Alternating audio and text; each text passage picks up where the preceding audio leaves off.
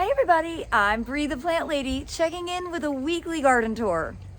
Well, as you can tell by the fact that I'm wearing a coat, we have much cooler weather, and really this is the weather we should have been having for the last 2 months.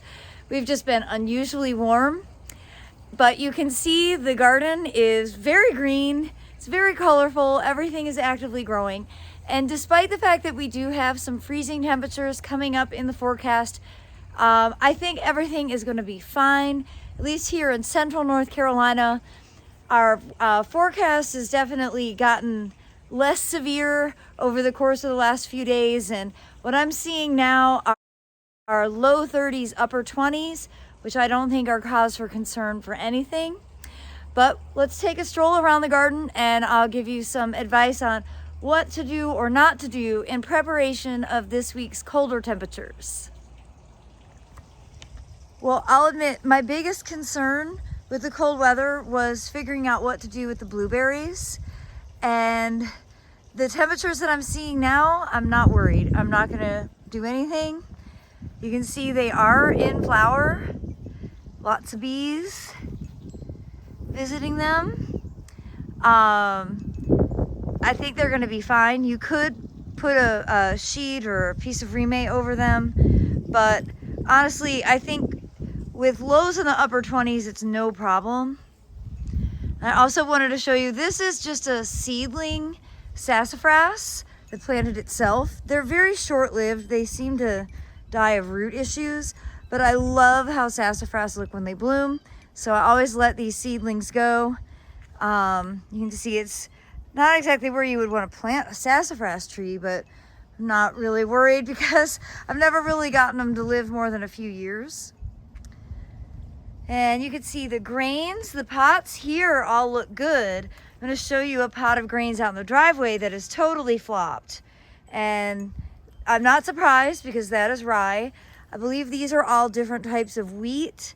I do have labels in them. And then you can see the grain tulip viola combos are off the charts beautiful.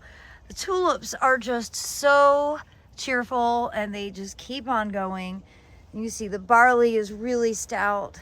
Same thing here. This pot, the barley is actually starting to go to flower, which is pretty amazing. Again, it's a solid 5-6 weeks early, but can't stop it now. Even with the cooler weather that we're having, like the trigger's been pulled, the plants are actively growing. And I just wanted to give a shout out to the Union County Master Gardeners for inviting me to the Dirt Friends Festival in El Dorado, Arkansas last weekend. I had such a great time. It really filled my soul with joy and happiness. I love the Master Gardeners. I really, really enjoyed meeting everybody. And I really appreciated going home with an empty suitcase. Thanks for buying books and seeds. I have delivered a bunch of books and seeds to the post office today for those of you who purchased when I had run out. And I also had a great time visiting the El Dorado Arboretum, where I saw dwarf pawpaws, first time in my life. And I had the chance to go a little bit northwest of Little Rock yesterday, and I went to the Y Mountain Daffodil Festival, which was spectacular. I think it was probably a little bit past its prime, but still so amazing to see all those daffodils in bloom. And it was just a really incredible way to end my trip. As you can see, there are hundreds of thousands of daffodils in bloom here. Really spectacular. About 45 minutes from Little Rock. What a delightful way to spend a few extra minutes so that I'm not sitting and waiting in the airport. Trip. And I'm really looking forward to coming back to Arkansas in June for the State Master Gardeners Conference in Russellville. So I hope that you'll plan to join me there. And to everybody in Union County, let's plan to have dinner together.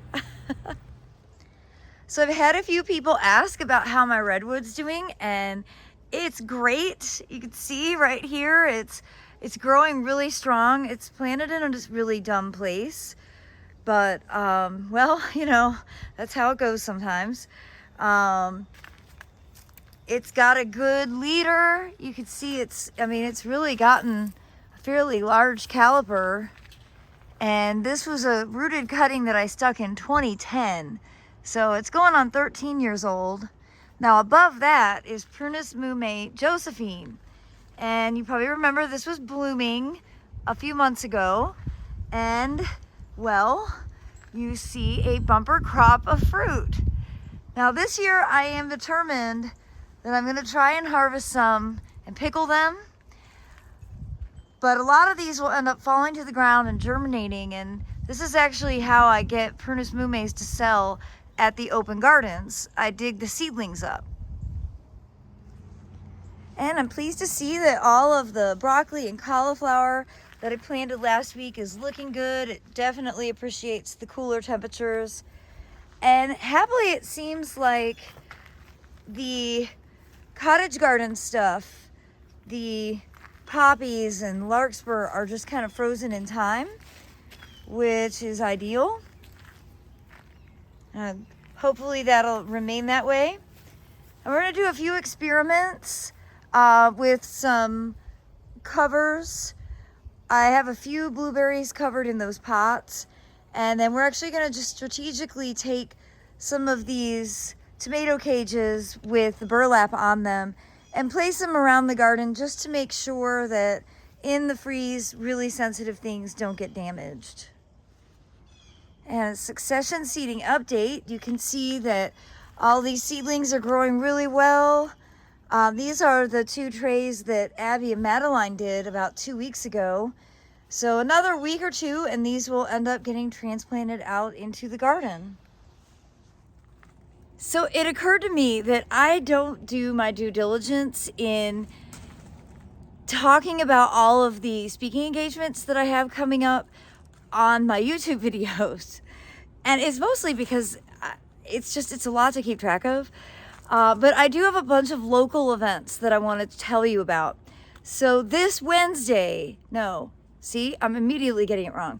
This Thursday, March 16th, at the North Carolina Museum of Art, Art in Bloom is kicking off, which is a really, really awesome experience.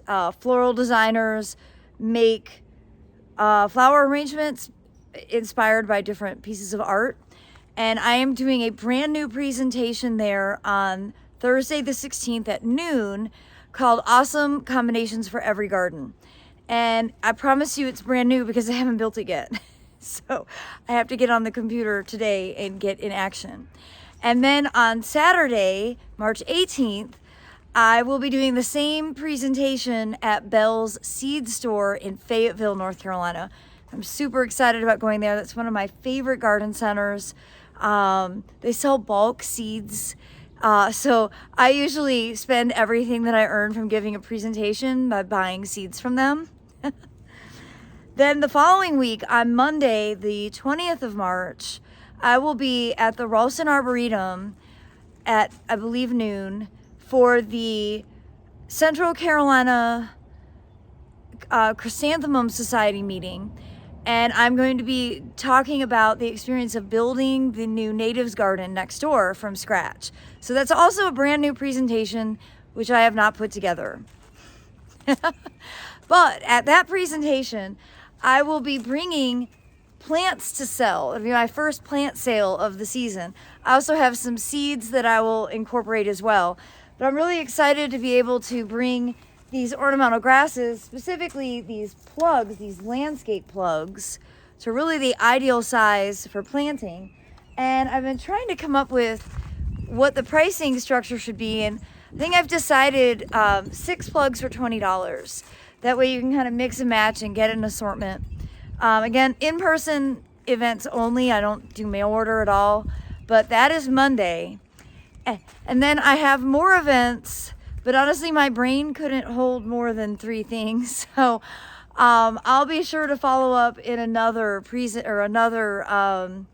video to give you all the other details about what I have going on next week, because I have basically a whole week of local stuff before I head up to the Cape Cod Master Gardeners Conference on March 25th. So you can also check my website, breegrows.com, and I do have it updated with all the events. And if you go to like the March events or upcoming events section, you can just click on the links and it'll take you to the event website so that you can get all of the information. I'm really exhausted from my trip. I had a fabulous time in Arkansas, but a really long flight home. There were some delays and some medical emergencies, and so this was a really long night of flying, and my brain is not in 100% operation yet. Well, I just noticed that Mr. Reginald, right there, has been taking a nap on this tray of Sporobolus wrightii.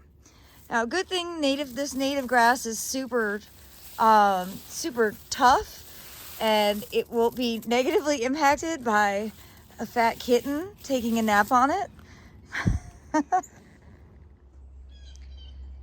And I'm really relieved to see, though things are growing, they're not growing super fast.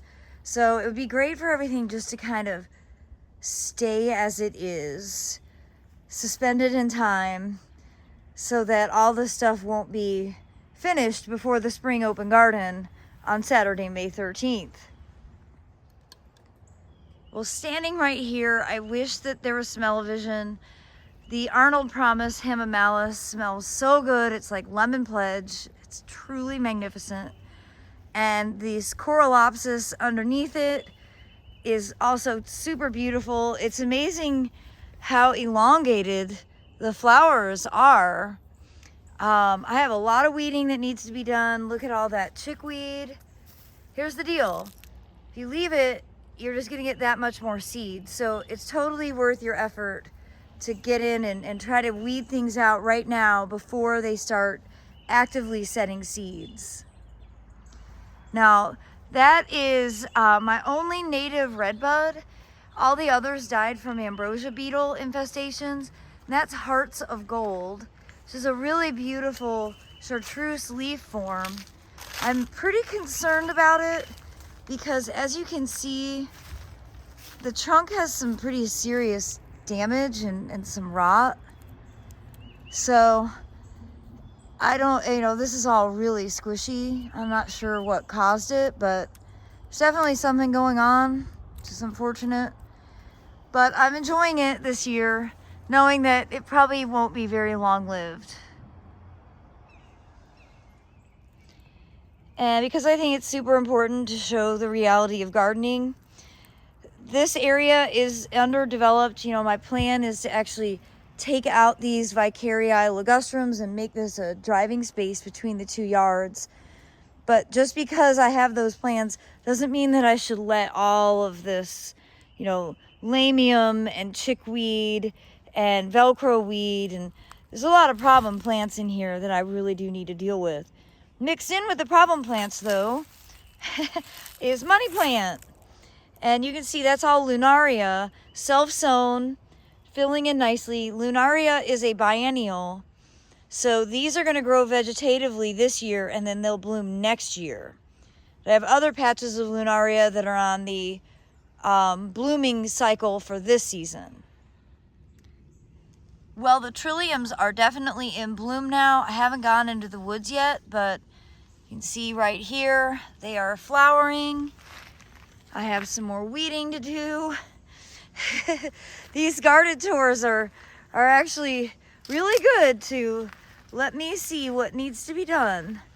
You see, this rhododendron that I transplanted is starting to bloom, which is really great. It's so pretty. And this bed is looking good. Again, need to come in and just make sure I get all of that Velcro weed out once and for all. I'm sure there's more, and the cats will find it and spread the seeds, but I can at least feel like I've made my effort. Okay, I have to go pick Aiden up from school. So this week I'm actually going to call this a two-part. garden tour. So we just kind of toured around the backyard. These, of course, are the blueberries that I'm most concerned about with this upcoming freeze. So we're probably just gonna take the easy way out. We're gonna put a used soil cube bag, the big yellow bag, just gonna pop it right over top, just to make sure that these flowers don't get damaged as we have frost for the next 3 nights in a row. And I hope that you'll tune in tomorrow for the second half, or the front yard half, of my weekly garden tour. So we were just out walking and noticed that the deer have been very busy munching on crimson clover and barley. You can see down here, they ate the barley all the way to the ground. So we will definitely be making a trip to Tractor Supply and getting taller cattle fence panels, not only for this garden, but for next door, where they are starting to eat and nibble on the native shrubs. And I wanted to show you this pinkster azalea. This is Varnado's pink, just getting ready to start opening its flower buds. Again, I don't think this is going to be damaged with the temperatures that we have in the forecast. So I'm not going to do anything to it. Just noting, because it's so early. Usually this is blooming for my birthday in the middle of April. So we're a month ahead.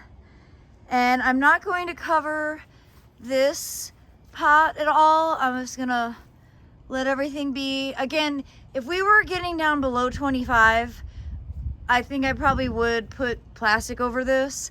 But because our temperatures are in the low 30s and just upper 20s, I'm feeling pretty good. However, we've got some security measures here. So we're gonna cover a few things out front, specifically some of the self-sown sunflowers that are, 3 months ahead of schedule. We just wanted to see if this would work, or if they would still get frosted. And we're gonna put these big yellow bags here over top of the blueberries, just to prevent their flowers from getting any cold damage. That way we can ensure that we will in fact get blueberries produced off of these plants. I don't think it's totally necessary, but we're gonna do it anyway.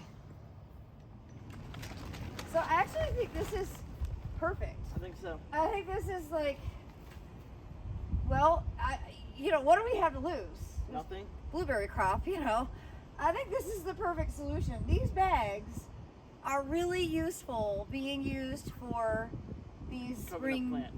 Yeah, exactly. The second time we've done it, I have faith this is going to work. I think so. Awesome. And just so everybody understands what we're doing here, we have a ton of sunflowers that have self-sowed that are, what they would look like in June, in March. And so we're going to just cover a few of these. Let's see, if I walk over here. Yeah, there are more. I can't believe how big they've gotten. You can see, here's one, a nice big one there. So we're just gonna put those tomato cages over the sunflowers to see if that prevents them from being frosted, since we do have 3 nights below 32 degrees.